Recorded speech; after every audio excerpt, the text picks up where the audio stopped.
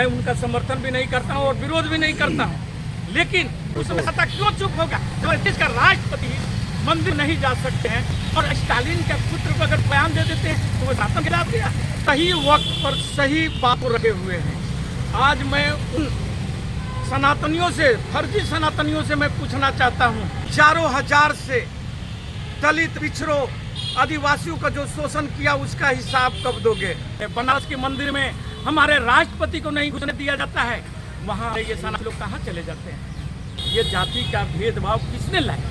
ये सारे चीज़ों का जड़ मनुस्मृति है और ये सामंती ताकत ही जो आज सत्ता में बैठे हैं कि पूर्ववर्ती सरकार यदि इसी ढंग के मंदिर मस्जिद और हिंदुस्तान पाकिस्तान में उलझी रहती तो ना हमारा इसरो बनता, ना एक्स बनता, ना हमारे सुविधाएं जो है रेल हो, हवाई मार्ग हो या रोड मार्ग है, ये सारे चीज़ों का विकास नहीं होता। आज भारत इस स्थिति पर नहीं पहुंचता, लेकिन ये लोग फिर अंधविश्वास, शरण और जाति के जड़ों में ले जाकर के आपको बैठाने का ये लोग कार्य कर रहे हैं। राहुल गांधी एकदम जो कार्य कर रहे हैं, ये लोग उनके ऊपर जितने भी कीचड़ उठा है, जितने भी बातें बोलना है बोलते रहते हैं, राहुल का कोई बात कभी इस पर नहीं आता है।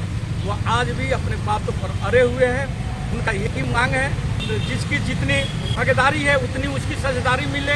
जो आरएसएस प्रमुख भागवत जी का जो बयान अभी आप देखे होंगे आया है, उसने बोले आरक्षण जरूरी है, लेकिन मैं उन्हीं भागवत जी से पूछना चाहता हूं कि जब बिहार का चुनाव था तो आपने किस मुंह था कि आरक्षण और विशेषण होना क्यों कहा था, और जब चुनाव हार गए तो आज आप से बोल रहे हैं कि आरक्षण चलते रहना चाहिए, लागू होना चाहिए। यानी कि आपको अब इनको हिंदुवादी ताकतों को कि सांप्रदायिक ताकतों को कि बिना हम आरक्षण को ओबीसी, दलित और मिनोरिटी और वो साथ नहीं मिलेंगे। हमारा 24 में चुनाव फिर सत्ता में मुश्किल होता है। ये लोग तो गिरगिट की तरीके से रोज रंग बदल रहे हैं, रोज रंग बदल रहे हैं। स्टालिन के पुत्र को कभी घेर रहे हैं तो कभी खड़गे साहब का पुत्र प्रियांक खड़गे को घसीटने का ये लोग कार्य कर रहे हैं, जो जनता भी समझ रही है, देख रही है।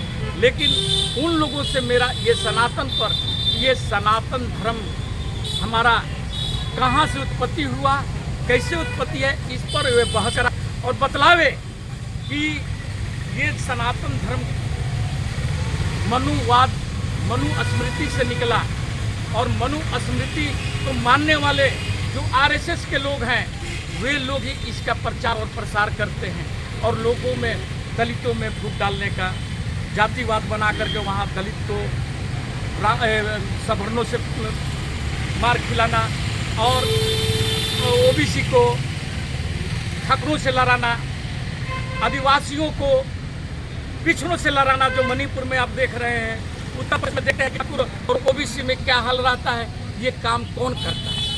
यही लोग जो आज सनातन पर हमला कर रहे हैं, यही लोग हैं जो लोगों को गुमराह करके एक दूसरे को लड़ाने का काम करते हैं।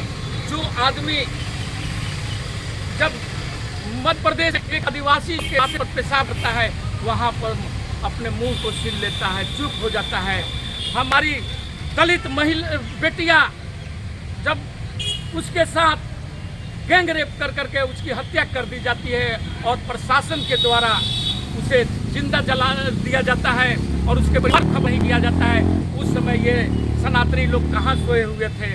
और आज मणिपुर हमारा जल रहा है, वहाँ पर यदि ये तो धन्य मनाइए सुप्रीम कोर्ट के सीजीआई को कि जिन्होंने संज्ञान लिया और जब नींद सरकार को जगाने का वरना और राहुल गांधी वहाँ जा करके लोगों के बीच गए और तब लोगों को पता चला कि इतनी बड़ी हमारे देश में ही 2 गो सीमा बंद का एक खड़ा है तो दूसरी तरफ आपका ये भी समझ रहा है और उस पर भी अभी तक विशेष कार्रवाई नहीं करके, मंत्री को नहीं करके क्या दबाना पड़ेगा? क्या वहाँ पर ये लोग दलित या आदिवासी या जो भी लोग हैं उनके साथ अन्याय नहीं किया जा रहा? ये झूठ मूठ की लड़ाई चुनाव में ये देख रहे हैं कि इंडिया सब करके उभर रहा है और हमारा 24 में आना मुश्किल है, इसलिए आने वाले समय और आप सुनने होंगे कि थे मलिक साहब वो बहुत पहले बयान दे चुके हैं इन लोगों के बारे में। ये लोग जैसे जैसे चुनाव आएगा लोगों को दंगे के तरफ दिखाएंगे, ये भी नाम पर, कभी जाति के नाम पर। ये निरंतर इनकी कार्यशैली यही है और ये चलती रहेगी।